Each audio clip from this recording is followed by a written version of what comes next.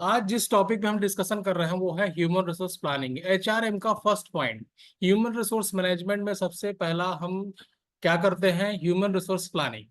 मतलब कि पहले कोई, आप देखिए, कोई भी काम करेंगे, अपने घर का भी काम करते होंगे, कुछ ट्रिप डिसाइड करेंगे या फिर और कुछ भी काम आप सोचते हैं, पहले क्या करेंगे? उस काम को करने के पहले आप क्या करेंगे? प्लान करेंगे। तो जाहिर सी बात है, एचआरएम में भी सबसे पहले ह्यूमन रिसोर्स को डिप्लॉयड करने के पहले, लाने के पहले, अपने कंपनी में, अपने ऑर्गेनाइजेशन में लाने के पहले उसको सबसे पहले प्लान करना होगा। और प्लान किस पे बेस्ड है, किसके आधार पे वो प्लान करेगा, उसको हम स्टडी करेंगे इसमें अभी, क्या क्या किस बेसिस में वो प्लानिंग को करता है। देखिए, आज का जो हमारा लर्निंग ऑब्जेक्टिव है, जो ह्यूमन रिसोर्स प्लानिंग के अंतर्गत पढ़ेंगे, वो है, पहले तो हम स्टडी करेंगे introduction of human resource planning में, क्या क्या प्लान के अंदर क्या क्या प्लानिंग करेंगे उसका इंट्रोडक्शन पढ़ेंगे। फिर मीनिंग देखेंगे, meaning of human resource planning. उसके बाद ऑब्जेक्टिव देखेंगे, उसका उद्देश्य क्या है। प्लानिंग करता है, ह्यूमन रिसोर्स प्लानिंग होता है तो उसका उद्देश्य क्या है। ठीक है, कौन कौन सा प्रोसेस से गुजर कर ये प्लानिंग चलता है। नेक्स्ट क्या देखेंगे? स्टेप टू एचआरपी, मीन्स कौन कौन सा स्टेप फॉलो होता है एचआरपी प्लानिंग करने के लिए। ठीक है, उसके बाद क्या है? नेक्स्ट जो है इंटरनल और एक्सटर्नल फैक्टर इन्फ्लुएंसिंग एचआरपी, मतलब कौन कौन सा एक फैक्टर्स है जो कि प्रभाव देता है किसको? ह्यूमन रिसोर्स प्लानिंग के लिए, हमको, हमारे सोच के लिए। जब हम प्लान करते हैं ह्यूमन रिसोर्स का, तो कौन कौन सा फैक्टर है वो? इंटरनल एक्सटर्नल फैक्टर, तो इंटरनल कौन कौन सा फैक्टर होगा, एक्सटर्नल कौन कौन सा फैक्टर होगा, उस चीज के स्टडी करेंगे। फिर लास्ट पढ़ेंगे advantage and disadvantage of HRP. ये आज का लर्निंग ऑब्जेक्टिव्स है जिसको हम गो थ्रू करेंगे। तो सबसे पहले हम नेक्स्ट स्लाइड चलते हैं।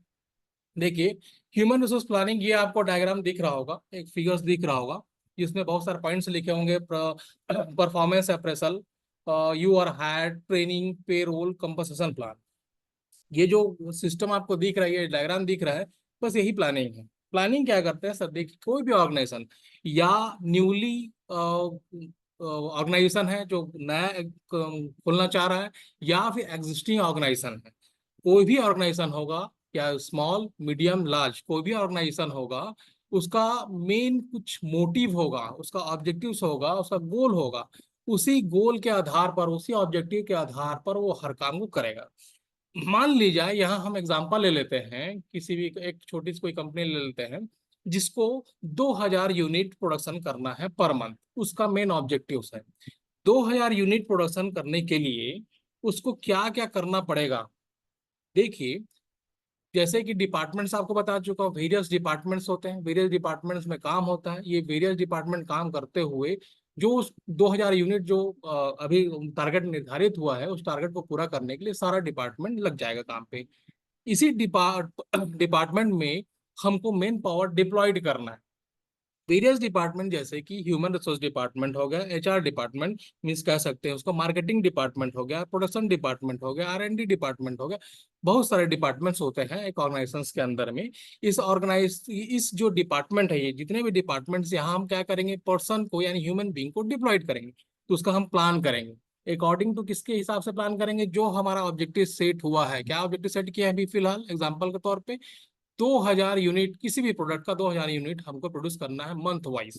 मंथ वाइज हमको 2000 प्रोडक्शन देना है यूनिट। तो इसके लिए सारा डिपार्टमेंट में हमको ऐसे, जैसे एचआर डिपार्टमेंट में एचआर को ही हायर करना है, प्रोडक्शन डिपार्टमेंट में प्रोडक्शन डिपार्टमेंट्स के ह्यूमन बींग को हायर करना होगा। तो ये हमको पहले प्लान करना होगा। यानी सबसे पहले प्लान होगा डिपार्टमेंट वाइज, जितने भी डिपार्टमेंट्स होते हैं उसको काम करवाने, उसमें काम करवाने के लिए, डिप्लॉयड करने के लिए पर्सन को हम पहले प्लान करेंगे। क्या प्लान करेंगे? Number of person, number of human being जिसको हम डिप्लॉयड करेंगे अपने ऑर्गेनाइजेशन के अंदर में।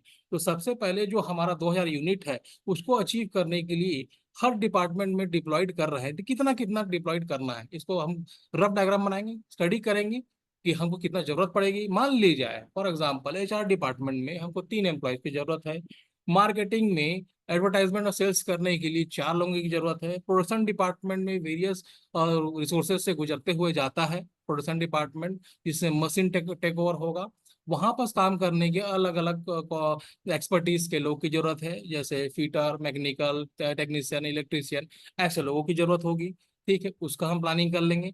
ये numbers of people her department में काम करके हमारा मेन मोटिव 2000 यूनिट जो प्रोड्यूस करना है मंथ वाइज, इसको अचीव करने के लिए हम पहले प्लान कर लेंगे। तो पहला क्या होगा, planning of deployed of human resource. Planning किस चीज से कर रहे हैं, नंबर ऑफ ह्यूमन रिसोर्स जिसको हम डिप्लॉयड करेंगे, अपने ऑर्गेनाइजेशंस में लेकर आएंगे। ठीक है, तो सबसे पहला अहम क्या हो गया, नंबर ऑफ एम्प्लॉयज। ठीक है, हायरिंग करना, उसको हायरिंग करना। और हायरिंग कैसे करेंगे, रिक्रूटमेंट कैसे करेंगे, मतलब उसको कंपनी में कैसे लाएंगे, कैसे डिप्लॉयड करेंगे, जो उनको जरूरत है। जैसे एचआर डिपार्टमेंट में 4 लोगों की जरूरत है, और जिस फील्ड का रिक्वायरमेंट है उसी फील्ड के ही एक्सपर्टीज को हम इंटरव्यू लेंगे और उसको असाइन करवाएंगे और ज्वाइन करवाएंगे हमारी कंपनी में।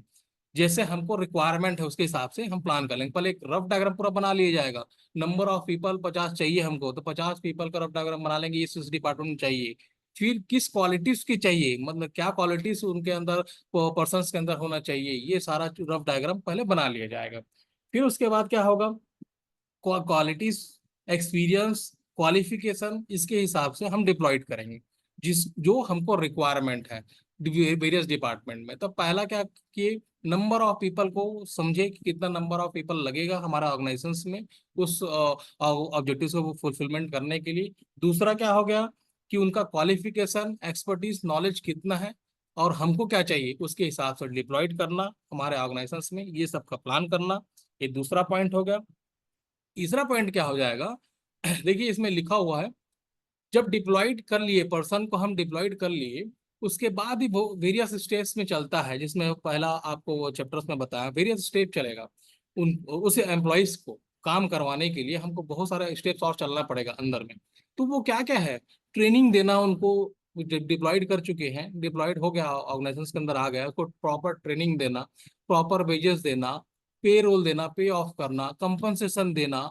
ठीक है, परफॉर्मेंस को उसको अप्रेजल देना, रिवॉर्ड्स अवार्ड्स देना, ये सारा चीज को पहले से प्लान करेंगे। अभी हम क्या किए, किसी भी पर्सन को डिप्लॉयड नहीं किया, हम पूरा प्लान कर रहे हैं, शुरू से लेकर आखिरी तक प्लान कर रहे हैं। शुरुआत हमारा कहाँ हुआ है, ऑब्जेक्टिव ऑफ ऑर्गेनाइजेशन से, यानी कि 2000 यूनिट प्रोड्यूस करना है, वहां से स्टार्ट हुआ है। ठीक है, उसके बाद नंबर डिसाइड हुआ कि कितने नंबर में हमको एम्प्लॉइज असाइन करना है।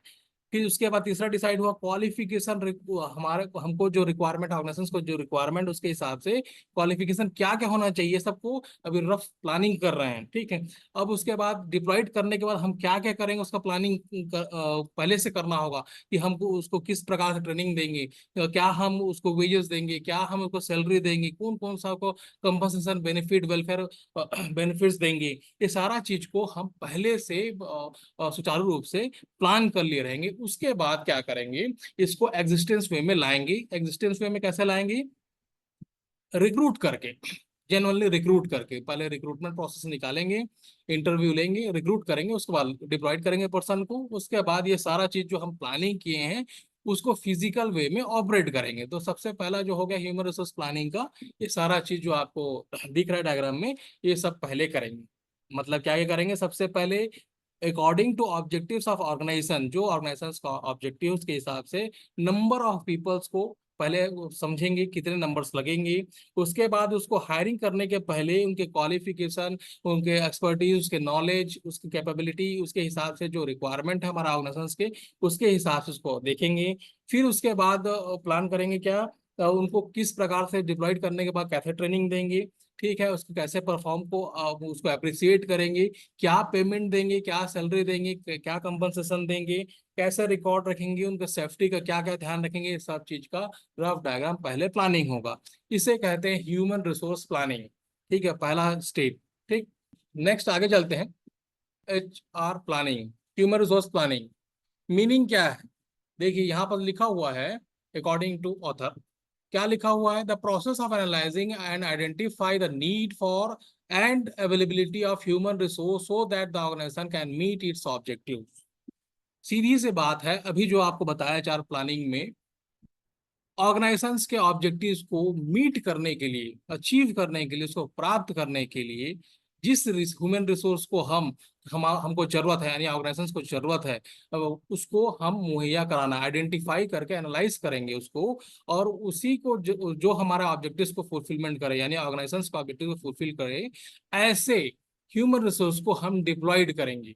ठीक है, तो ये ऐसा प्रोसेस है, HRPI का ऐसा प्रोसेस है जिसको एनालाइज करेगा एंड आइडेंटिफाई करेगा क्या need of ability of human resource, जो जरूरत है उस ऑर्गेनाइजेशन को, उसके ऑब्जेक्टिव्स को पूरा करने के लिए ये क्या होता है, एचआर प्लानिंग। ठीक है, इसको और विस्तार रूप से बताया है, is a process by which an organisation ensure that effective human resource planning तभी हो सकता है जब right people, right capability, right time and right place assigned हो।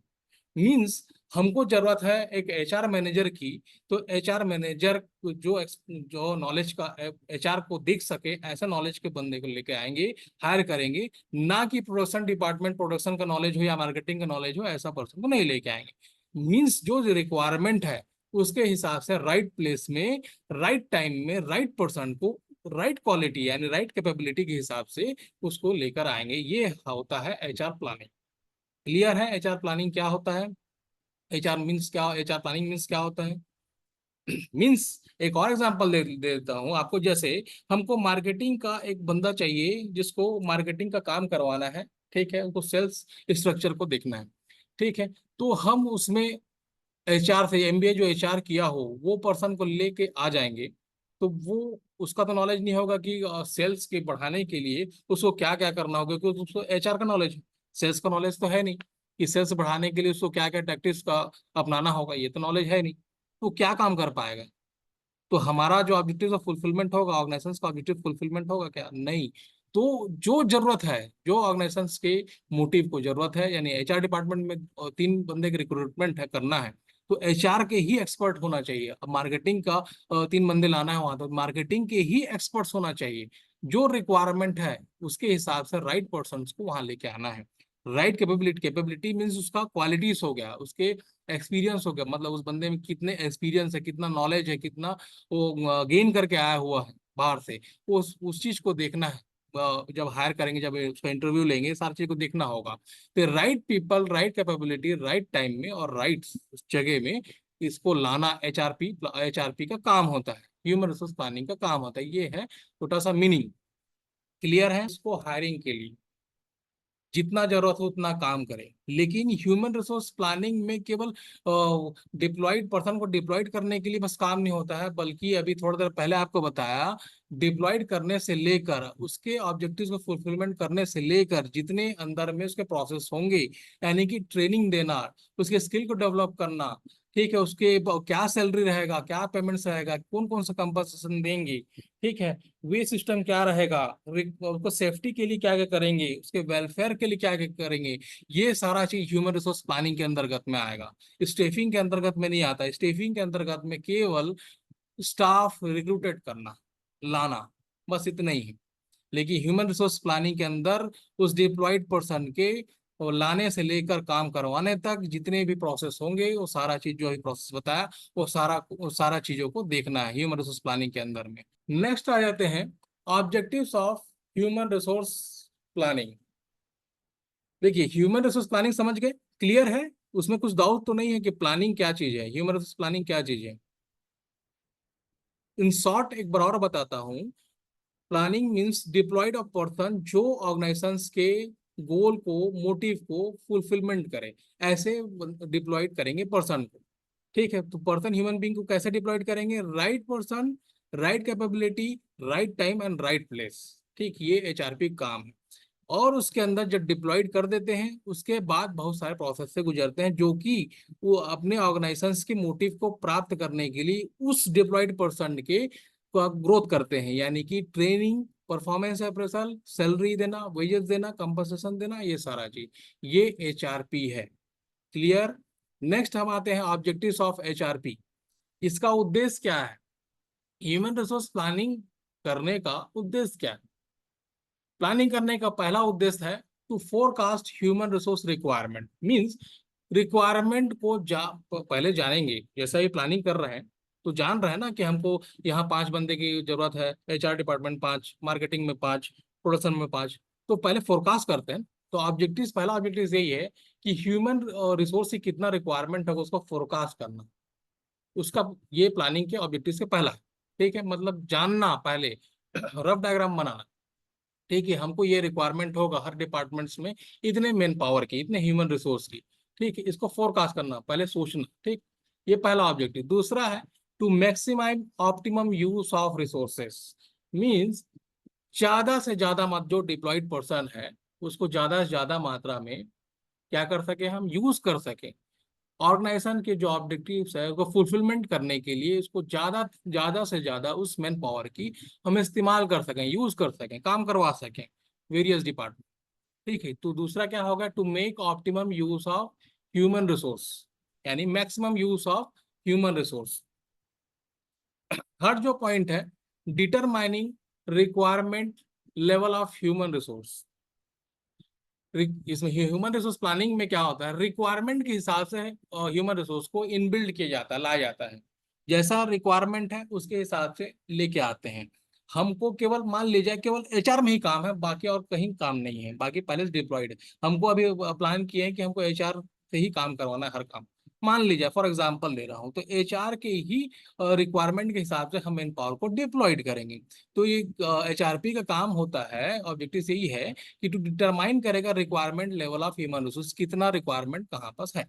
ठीक है, नेक्स्ट जो स्टेप है इसका, to determine and provide training to an employees. Means क्या हो गया इसका, और दूसरा चौथा उद्देश्य क्या है और एचआरपी का, कि प्रोवाइड करे ट्रेनिंग।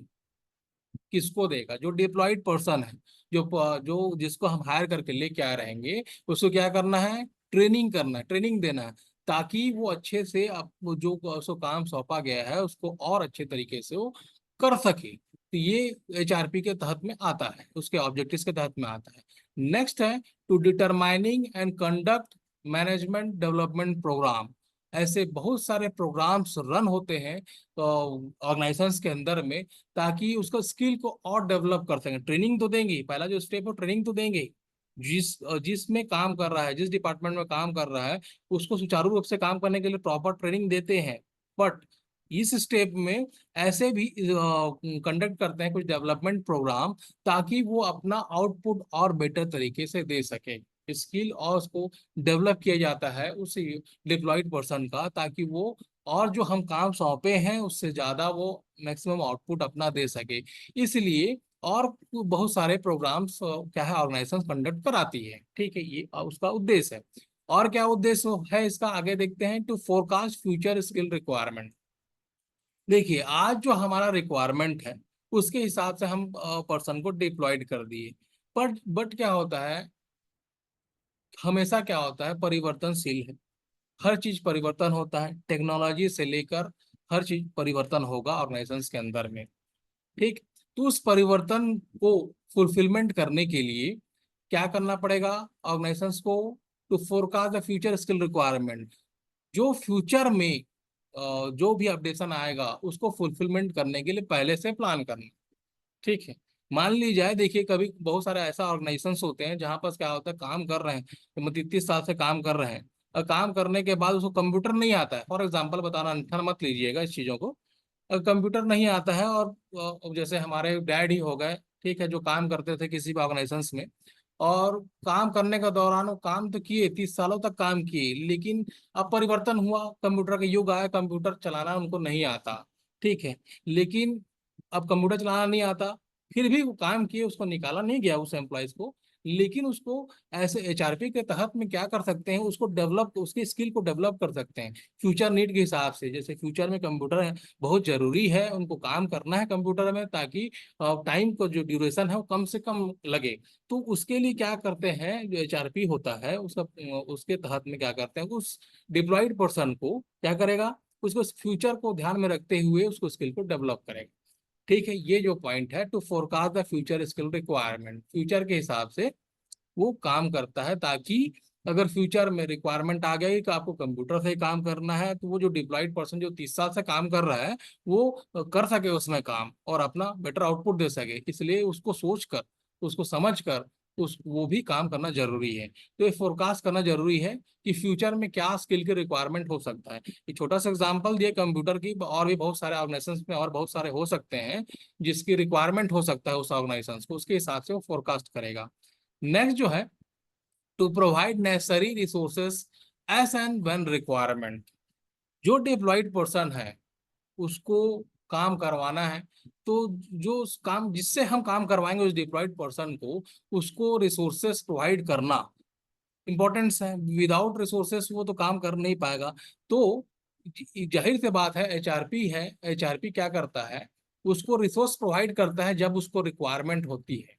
जिस डिप्लॉयड पर्सन को जो रिक्वायरमेंट है उसके हिसाब से इसको रिसोर्सेस प्रोवाइड कर देती है, ताकि काम बाधित मत हो, भैया अच्छे से काम कीजिए। ठीक, तो यही चीज बता रहा है, to provide necessary resources as and when requirement, जब जरूरत है तब नेसेसरी रिसोर्सेज को प्रोवाइड किया जाता है। नेक्स्ट है to assist manpower productivity improvement. जो मैन पावर डिप्लॉयड है उसकी प्रोडक्टिविटी को इम्प्रूवमेंट करने के लिए क्या करते हैं, उसको असिस्ट करते हैं। जो उनके गाइड होंगे, जो उसके हेड हो गए, जैसे मान लीजिए 10 मेंबर्स है, 10 एम्प्लॉयज है, उसके हेड होंगे। उस हेड जो मेंबर है वो उसको असिस्ट करता है, उस मैन पावर को असिस्ट करेगा, ताकि प्रोडक्टिविटी क्या है, बढ़ा सके। ठीक है, जो काम कर रहा है सुचारू सुचारू रूप से काम कर रहे हो तो फैक्ट है, नो डाउट, बट क्या है, उसको और प्रोडक्टिविटी को इंक्रीज करने के लिए जो उसके हेड होते हैं वो क्या करते हैं, उसको असिस्ट करते हैं, बताते हैं, ताकि वो जो डिप्लॉयड पर्सन है वो उसका प्रोडक्टिविटी बढ़ जाए, इंप्रूव हो जाए। ये नेक्स्ट है एचआरपी को प्लानिंग का ऑब्जेक्टिव। नेक्स्ट है to deploy the manpower in a new organisation.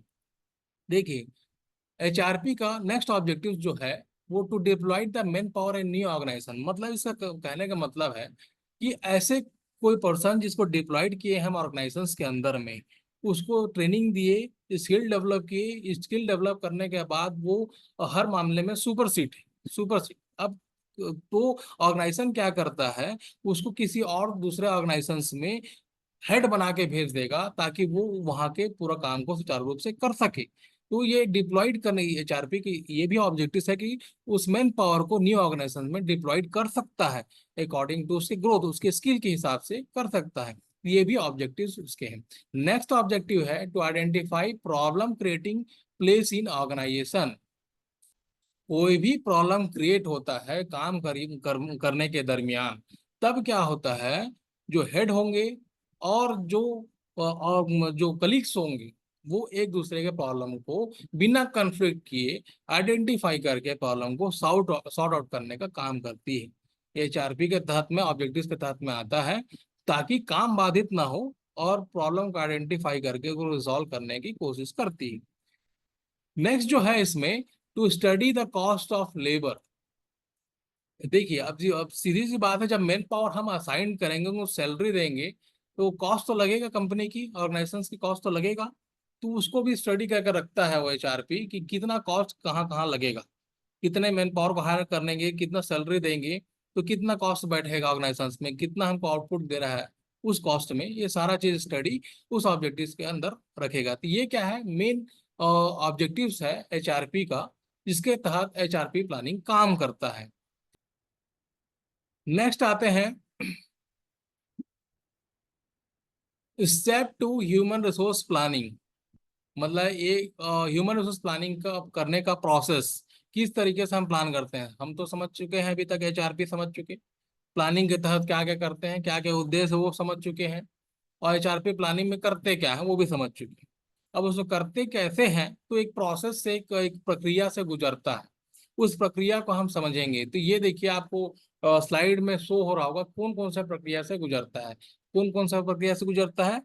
पहले objectives of human resource planning, पहले तो उद्देश्य बनाएगा, प्लानिंग करेगा।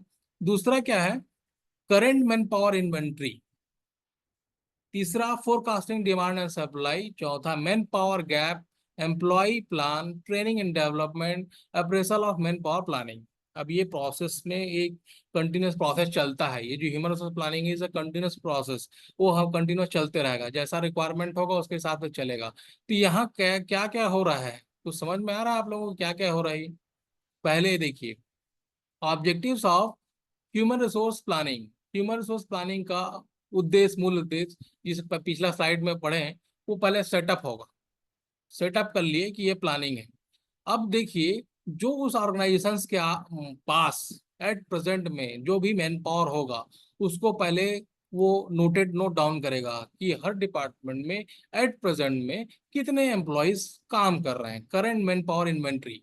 इन्वेंट्री मतलब रिसोर्सेस, ठीक है। तो ये मैन पावर जितने ह्यूमन बींग काम कर रहे होंगे उसके ऑर्गेनाइजेशन में, एग्जिस्टिंग ऑर्गेनाइजेशन के अंदर में, वेरियस डिपार्टमेंट में उसको पॉइंट आउट करेगा, कुछ समझेगा, देखेगा, ठीक है। तो पहला स्टेप क्या हो गया, पहले नोट डाउन करेगा वो हर डिपार्टमेंट के एम्प्लॉयज को कि हमारे यहाँ हर डिपार्टमेंट से मिला के 50 एम्प्लॉय हैं, ये इसको समझेगा। तो कर पहला क्या प्रोसेस हो गया, करंट मैन पावर इन्वेंट्री को पहले पकड़ा। ठीक, दूसरा क्या होगा, फोरकास्टिंग डिमांड एंड सप्लाई। अब देखिए मान लीजिए कि 50 एम्प्लॉय का उसके पास इन्वेंट्री है उस ऑर्गेनाइजेशन के अंदर, पहले थे 50 एम्प्लॉय काम कर रहे हैं, बट अब देखिए उसको प्रोडक्शन यूनिट बढ़ाना है, उसको अब क्या करना है, प्रोडक्शन यूनिट बढ़ाना है, उसको अब रिक्वायरमेंट होगी ज्यादा एम्प्लॉय की, मतलब 50 एम्प्लॉय एक प्रेजेंट में वर्किंग कर रहे हैं, उसको मान लीजिए 50 एम्प्लॉय की और जरूरत है, उसको डिप्लॉयड करना है अपना ऑर्गेनाइजेशन के अंदर में, ऑब्जेक्टिव क्योंकि उसको बढ़ा दिया है। ठीक है, वो क्या करेगा, फोरकास्ट करेगा डिमांड के हिसाब से और सप्लाई करेगा, उतने उतने एम्प्लॉयज को फिर लेके आएगा अपने अपने ऑर्गेनाइजेशन के अंदर में। तो पहले क्या करेगा, पहले क्या किया, करंट मैन पावर इन्वेंट्री को समझा कितने है, फिर वो फोरकास्ट करेगा अकॉर्डिंग टू डिमांड। ठीक है, मान लीजिए उस ऑर्गेनाइजेशन का डिमांड बढ़ गया कि अब 2000 यूनिट से भैया 4000 यूनिट करना है, 5000 यूनिट करना है, तो 50 एम्प्लॉय में अब नहीं चलेगा, अब 100 एम्प्लॉयज लाना पड़ेगा, तब उसको प्राप्त करने के लिए, उस ऑब्जेक्टिव्स को प्राप्त करने के लिए तो फोरकास्ट किया, दूसरा स्टेप में क्या किया, फोरकास्टिंग किया। ठीक है, नेक्स्ट है मैन पावर गैप। मतलब अब देखिए मैन पावर गैप मीन्स क्या हो गया, देखिए पहले में 50 एम्प्लॉय का इन्वेंट्री उसके पास में है, और फोरकास्ट करने के बाद उसको 50 एम्प्लॉय की रिक्वायरमेंट है जिसको लेके आना है, वो गैप हो गया। Manpower gap means 50 employ की उसको गैप हो गया। ठीक है, मतलब 50 एम्प्लॉय उसको लेके आना होगा उसका टारगेट को पूरा करने के लिए, उसको काम करवाने के लिए, ये गैप हो गए, उस मैन पावर गैप हो गए। तो नेक्स्ट स्टेप में वो प्लान करता है भैया 50 एम्प्लॉयज हमको हमारे जो ऑब्जेक्टिव्स है उसको फुलफिलमेंट करने के लिए जरूरत है 50 एम्प्लॉय को, और तो क्या करता है उसको इस एम्प्लॉय प्लान के तहत में उस 50 एम्प्लॉय को और डिप्लॉयड करेगा। ठीक है, नेक्स्ट प्रोसेस क्या जाएगा, अब ये सारा चीज हो गया तो अब 100 एम्प्लॉयज उसके पास काम कर रहे हैं, तो वो ट्रेनिंग देगा उस 100 एम्प्लॉयज को काम करने के लिए, ट्रेनिंग देगा, ट्रेनिंग और उसको डेवलप करेगा ताकि वो जो ऑब्जेक्टिव 2000 से 4000 यूनिट हो चुका है वो 4000 यूनिट मंथ वाइज प्राप्त कर सके, इसलिए उसको ट्रेनिंग देके उसको काम करवाएगा। अब काम करवाने के बाद क्या करेगा भैया, फ्री में तो काम करवाएगा नहीं, तो वो उसको अप्रेजल देगा, appraisal of manpower planning. ठीक है, मीन्स उसको उसके काम के हिसाब से उसको सैलरी के साथ साथ बहुत सारे अप्रेजल देगा, रिवॉर्ड्स अवार्ड देगा, ताकि वो और अच्छे से काम कर सके। ठीक है, तो मेन क्या, फिर उसके बाद अप्रेजल देने के बाद क्या होगा, मेन क्या उसका ऑब्जेक्टिव जो ह्यूमन रिसोर्स प्लानिंग का पहला ऑब्जेक्टिव जो सेट किया है कि 4000 यूनिट प्रोड्यूस करना है, उसके हिसाब से काम चला, पूरा एक सर्कल चला, तो उसका ऑब्जेक्टिव फुलफिलमेंट हो गया। अब फिर नया ऑब्जेक्टिव चालू हो गया कि इस बार अब 4000 यूनिट नहीं चाहिए मुझे, अब 8000 यूनिट प्रोडक्शन करना है, तो फिर नया ऑब्जेक्टिव सेट हो गया। अब फिर नया ऑब्जेक्टिव हो गया, फिर करंट मैन पावर उसके पास 100 एम्प्लॉइज है, फिर फोरकास्टिंग किया 8000 यूनिट के लिए, फिर 100 एम्प्लॉयज की जरूरत है, ये प्रोसेस जो है चलता जाएगा।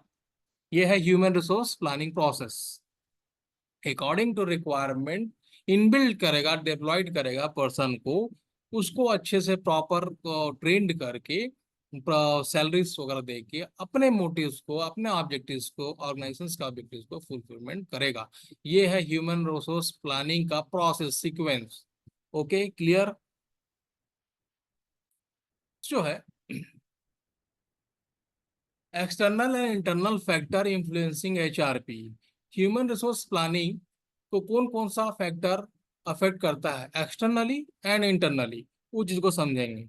देखिए, आप फर्स्ट क्लास में आप पढ़े होंगे, बिजनेस को रन ओवर करने के लिए, बिजनेस चलाने के लिए जब चलती है बिजनेस, तो इंटरनली और एक्सटर्नली फैक्टर जो रहता है वो अफेक्ट करता है, उसको हम बिजनेस इन्वायरमेंट कहते हैं। आपने पढ़ा है बिजनेस इन्वायरमेंट की क्लास में, बताइए सवाल। बिजनेस इन्वायरमेंट क्लास में आपने फर्स्ट क्लास में पढ़ा होगा कि कौन कौन सा ऐसा फैक्टर है जो कि इंटरनली और एक्सटर्नली बिजनेस को रन करने के लिए अफेक्ट करता है, पढ़ा है, बताइए कौन कौन सा फैक्टर है। इंटरनली बताइए और एक्सटर्नली बताइए आप लोग कौन कौन सा factor. Micro and macro environment factor, good, very good, Kishore ji very good. Micro और मैक्रो किस में आता है, इंटरनल या एक्सटर्नल।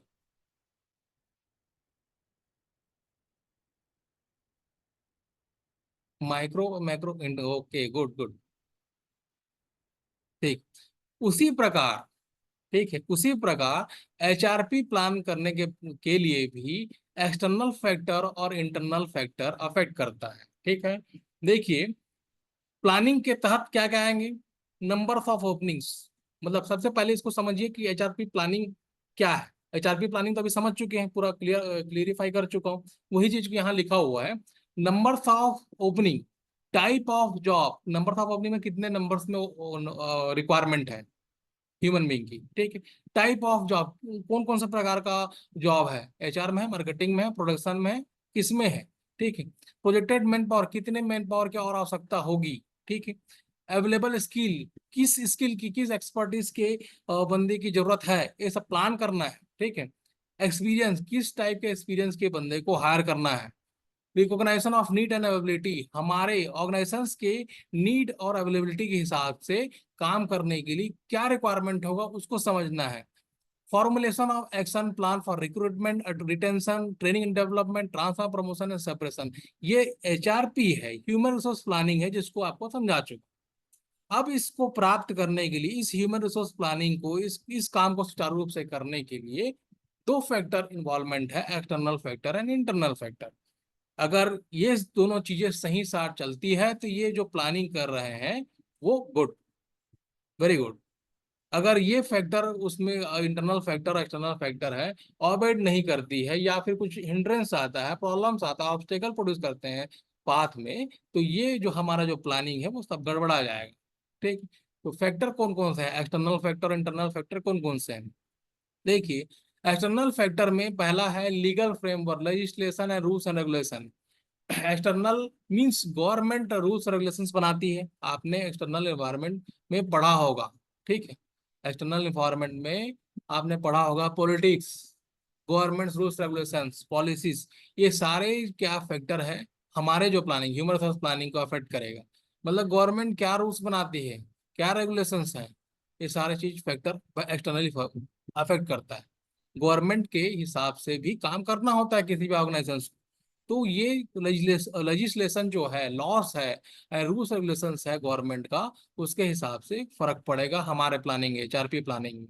दूसरा है man power market, availability of needed skill. Means जिस जगह पे हमारा ऑर्गेनाइजेशन स्थापित है, उसके आसपास के जो मार्केट एरिया है, वहां पर जो हमको डिप्लॉयड करना है पर्सन, वो है या नहीं, कि हमको विदेश से लाना पड़ेगा काम करवाने के लिए, उस चीज को देखना है। मेन पावर मार्केट है कि नहीं आसपास है।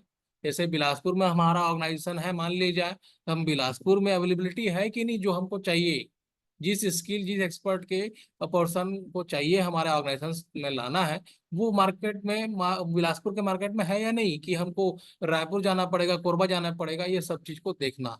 ये फैक्टर भी अफेक्ट करता है हमारे प्लानिंग को, किस प्लानिंग को, ह्यूमन रिसोर्स प्लानिंग को। पहला क्या होगा, गवर्नमेंट के इंटरवेंशन, लॉस रूल्स रेगुलेशन, ये इफेक्ट करता है।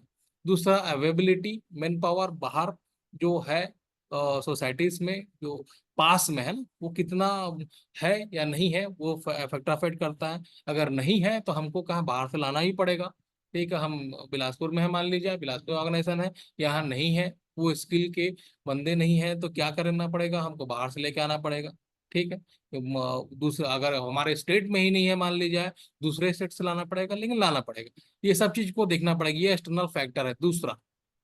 तीसरा है ऑर्गेनाइजेशनल इन्वायरमेंट भी देखना पड़ेगा, जो हमारा ऑर्गेनाइजेशन है दूसरे ऑर्गेनाइजेशन के तहत, और भी बहुत सारे ऑर्गेनाइजेशन होंगे जो काम कर रहे होंगे बिलासपुर में, हमारा ही बस ऑर्गेनाइजेशन नहीं है।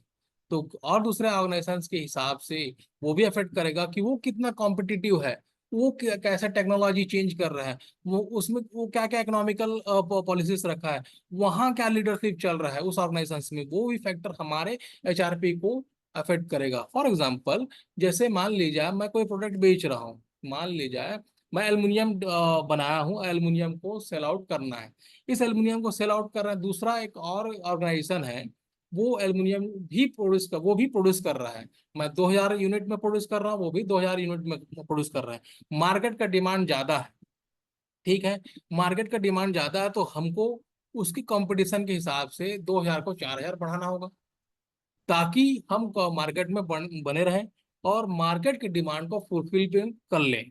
तो कुछ कंपटीशन के हिसाब से, मार्केट कंपटीशन के हिसाब से, दूसरे ऑर्गेनाइजेशन के कंपटीशन के हिसाब से हमको प्लान करना होगा।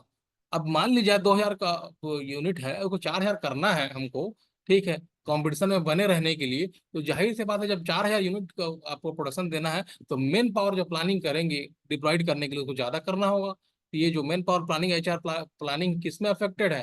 कंपटीशन में। ठीक। दूसरा, टेक्नोलॉजी चेंज।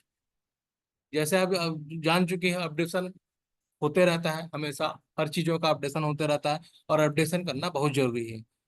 किसी टेक्नोलॉजी का नहीं, खुद का भी अपडेशन करना बहुत जरूरी है। तो ये जो टेक्नोलॉजी चेंज की बात कर रहे हैं यहाँ पर, अपग्रेडेशन होता है, तो उसके हिसाब से भी हमारे जो एचआरपी प्लानिंग है उसको अफेक्ट करता है, उसके हिसाब से भी प्लान करना है।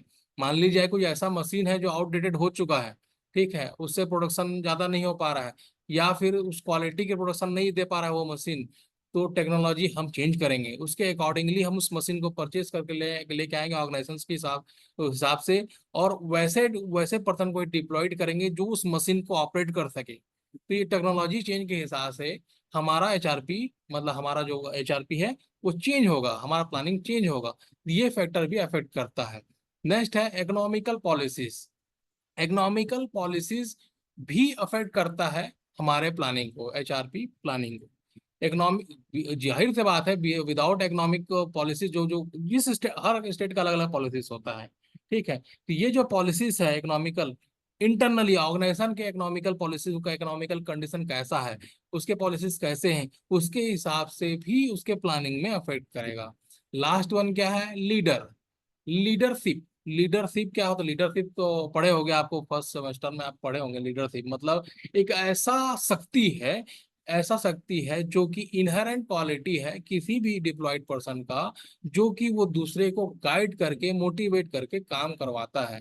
तो अगर मान लीजिए हमारे पास एक अच्छा लीडरशिप है, तो क्या है, हमारा काम क्या है, सुचारू रूप से चलेगा, बाधित नहीं होगा। तो ये देखिए, कभी कभी क्या होता है, हमारा ऑर्गेनाइजेशंस के आसपास के लोग, बहुत सारे ऐसे लीडर होते हैं, ठीक है, जो काम करने को बाधित करते हैं। कुछ ऐसे बाधित ऐसे लोग होते हैं जो कि करने नहीं देते, वो अपने अपना लीडरशिप का रौब जताते हुए, जो जितने भी हमारे पास स्टाफ होंगे उसको बोलते हैं कि इतना पैसा में ये काम नहीं होगा, और बढ़ाना है, तब हम उस काम को करेंगे। तो उसका प्रभाव, उस लीडर का प्रभाव उनको पड़ता है, किनको पड़ता है? जो डिप्लॉयड ह्यूमन बींग है, जो हम प्लान करके रखे हैं और हमारे हम ऑर्गेनाइजेशन में काम कर रहे हैं। तो ये लीडरशिप जो है ना, ये लीडरशिप भी अगर पॉजिटिव रहा हमारा ऑर्गेनाइजेशन के बिहाफ में, तो हमको पॉजिटिव रिस्पॉन्स ही मिलेगा, पॉजिटिव ग्रोथ भी होगा। अगर ये लीडरशिप जो है, जो उनको गाइड करता है, वो नेगेटिव वे में लेके जाए, तो हमारा जितना प्लानिंग का जो है वो सब उड़ जाएगा ऊपर से। ठीक है, जितना हम सोच के रखे हैं, हम प्लान करके रखे हैं कि हम ऐसा करेंगे वैसा करेंगे, ये इतना रिक्वायरमेंट है, हमको इतना जरूरत है, और इसके हिसाब से हम काम करेंगे, तो नहीं हो पाएगा अगर नेगेटिव लीडरशिप होगा वहाँ। तो ये एक्सटर्नल फैक्टर है जो कि जिसके वजह से काम करती है। ठीक है, गवर्नमेंट इंटरवेंशन हो गया, दूसरा मैन पावर हो गया, अवेलेबिलिटी हो गया, तीसरा जो है ऑर्गेनाइजेशन इन्वायरमेंटल कंडीशन। ठीक है। अब जो है इंटरनल फैक्टर, ये तो ऑर्गेनाइजेशंस के बाहर का फैक्टर है। एक्सटर्नल फैक्टर जो है बाहर के फैक्टर है, ऑर्गेनाइजेशंस के फैक्टर नहीं, बाहर के फैक्टर है। अब ऑर्गेनाइजेशंस के अंदर के फैक्टर जो कि ह्यूमन रिसोर्स प्लानिंग को अफेक्ट करता है, वो है क्या क्या है? Corporate strategy. उस ऑर्गेनाइजेशन की इंटरनली क्या क्या स्ट्रेटेजी अपनाता है वो, उसके हिसाब से। दूसरा, इन्वायरमेंटल स्कैन। इन्वायरमेंटल स्कैन का मतलब होगा इंटरनली, एक्सटर्नली नहीं है, इंटरनली, यानी कि हर वेरियस डिपार्टमेंट में क्या क्या जरूरत है, किस डिपार्टमेंट में कितना जरूरत है, उसके हिसाब से हम प्लानिंग करेंगे। तो इन्वायरमेंटल स्कैन करने की जरूरत होती है internally. Means, internally means various department होगा ऑर्गेनाइजेशन के अंदर में, वहाँ स्कैनिंग करेगा, इन्वायरमेंट को स्टडी करेगा। ठीक है।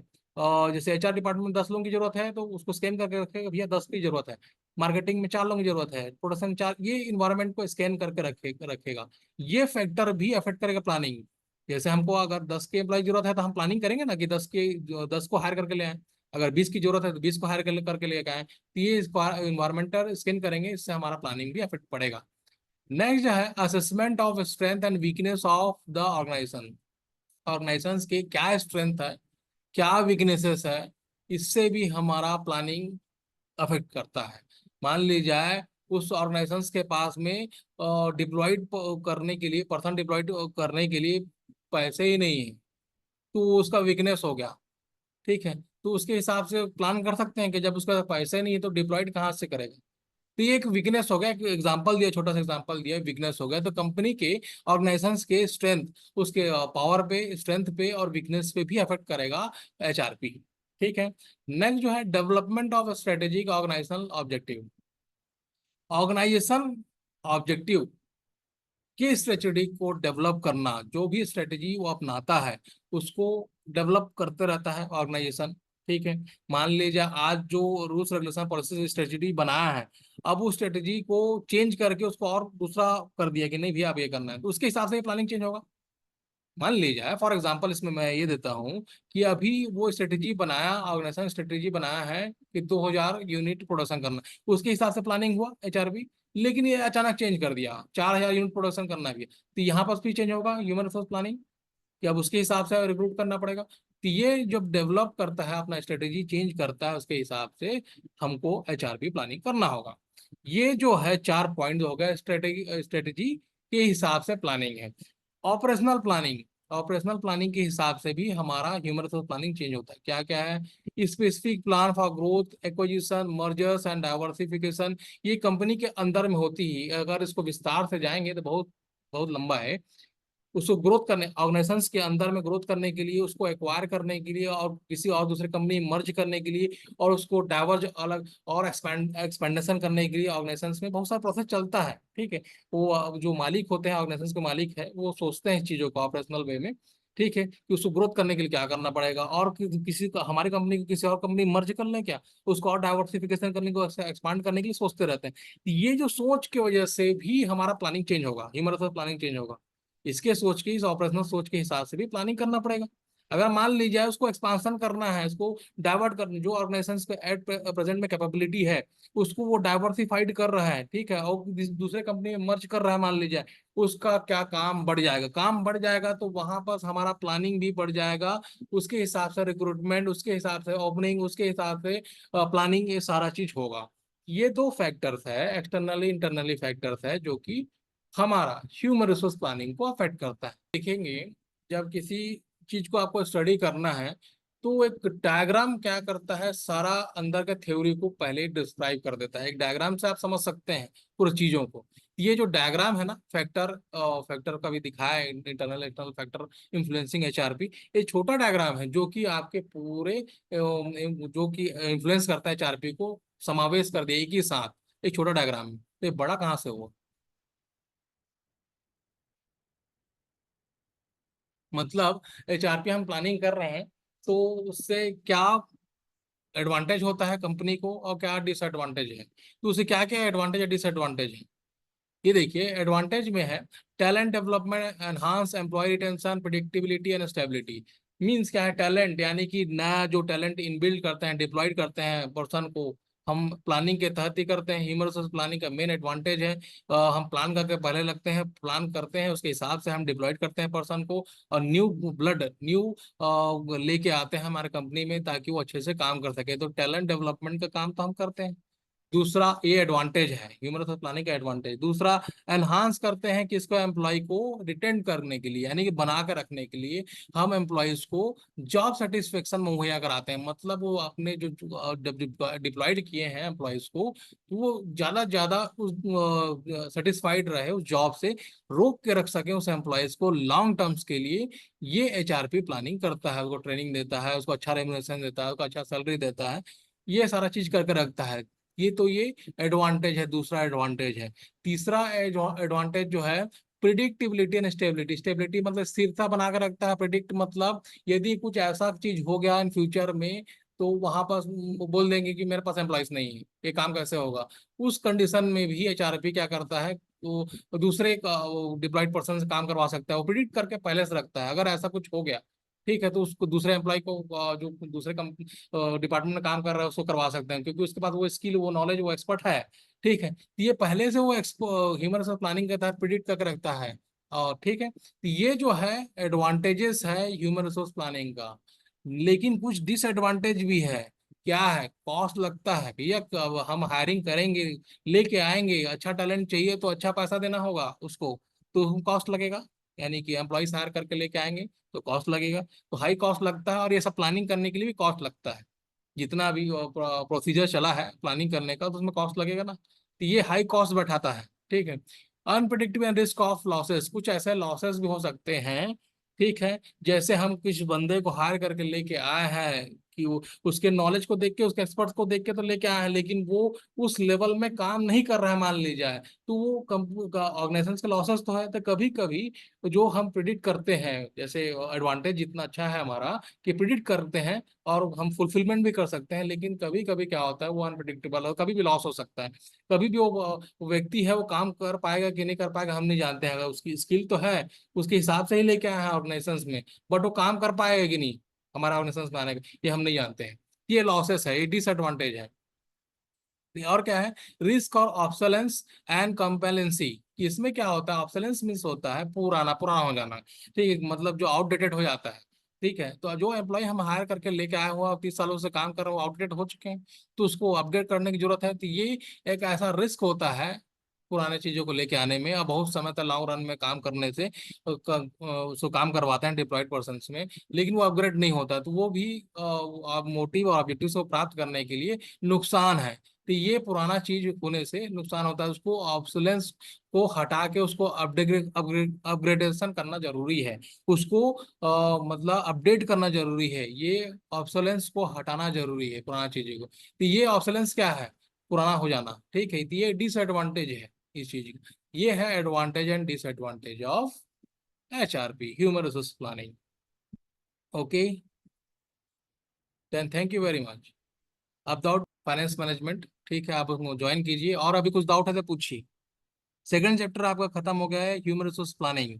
नेक्स्ट चैप्टर जो हम कल पढ़ेंगे वो है job analysis and job design, third chapter of HRM। Okay.